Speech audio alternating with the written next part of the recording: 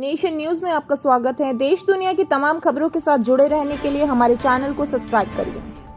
आरुषि हेमराज हत्याकांड को आज पूरे 15 साल हो गए हैं, लेकिन यह केस 15 साल पहले जितना मिस्ट्री बना हुआ था, आज वह ऐसा ही है। आज भी किसी को इस सवाल का जवाब नहीं पता कि आखिर आरुषि की हत्या किसने की। कई बार ऐसी घटनाएं होती है जो देश ही नहीं पूरी दुनिया को हिलाकर रख देती है, और यह ऐसी ही रहस्यमय घटना होती है जिन्हें लेकर सवाल तो कई होते हैं, लेकिन जवाब किसी के पास नहीं होता। ऐसा ये केस है नोएडा का आरुषि हेमराज हत्याकांड। इस हत्याकांड को आज पूरे 15 साल हो गए हैं, लेकिन यह आज भी उतना ही अनसुलझा है जितना वारदात के पहले दिन था। इस केस में यह रहस्य अब भी कायम है कि आखिर 15-16 मई 2008 की रात किसने पहले आरुषि और हेमराज का बेरहमी से कत्ल। आरुषि हेमराज हत्याकांड में मुख्य आरोपी आरुषि के माता पिता नुपुर और राजेश तलवार को ही बनाया गया था। इन्हें सीबीआई की विशेष अदालत ने दोषी करार देते हुए वर्ष 2013 उम्र कैद की भी सजा सुनाई थी। वही इलाहाबाद हाई कोर्ट ने सीबीआई जांच में कई खामियां का जिक्र करते हुए आरुषि हेमराज मर्डर में वर्ष 2017 में राजेश और नुपुर को सबूतों के अभाव में आरुषि तलवार के कत्ल की खबर सबसे पहले 2008 में आज ही के दिन यानी 16 मई की सुबह उस वक्त सामने आई थी जब तलवार परिवार की घरेलू सहायिका काम करने घर पहुंची। घरेलू सहायिका जब आरुषि के कमरे में पहुंची तो उसका शव बेडरूम में पड़ा मिला। वह चीखती हुई राजेश नुपुर के पास गई।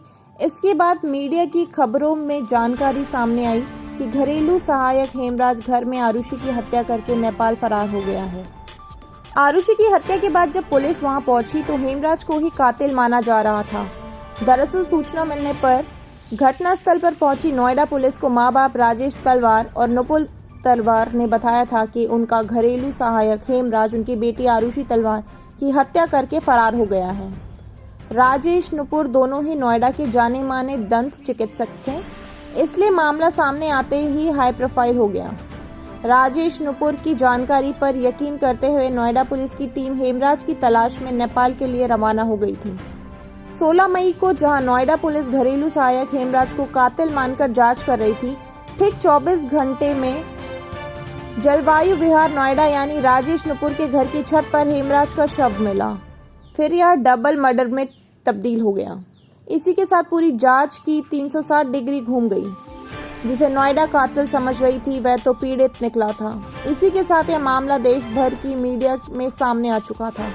इसी के साथ नोएडा पुलिस भी घेरे में आ चुकी थी। नोएडा पुलिस पर दबाव बहुत ज्यादा था और जांच के दौरान हत्या के 2 दिन बाद यानी 18 मई 2008 को पुलिस ने बताया कि हत्या सर्जिकल ब्लेड से की गई है, और फिर मर्डर का शक आरुषि के माता पिता राजेश नुपुर पर चला गया।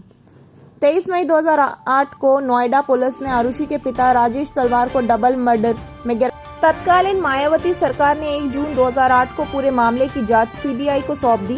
जांच की कड़ी में आरुषि और हेमराज के कत्ल में सीबीआई ने राजेश तलवार को गिरफ्तार कर लिया, फिर उन्हें संदेह के आधार पर छोड़ दिया।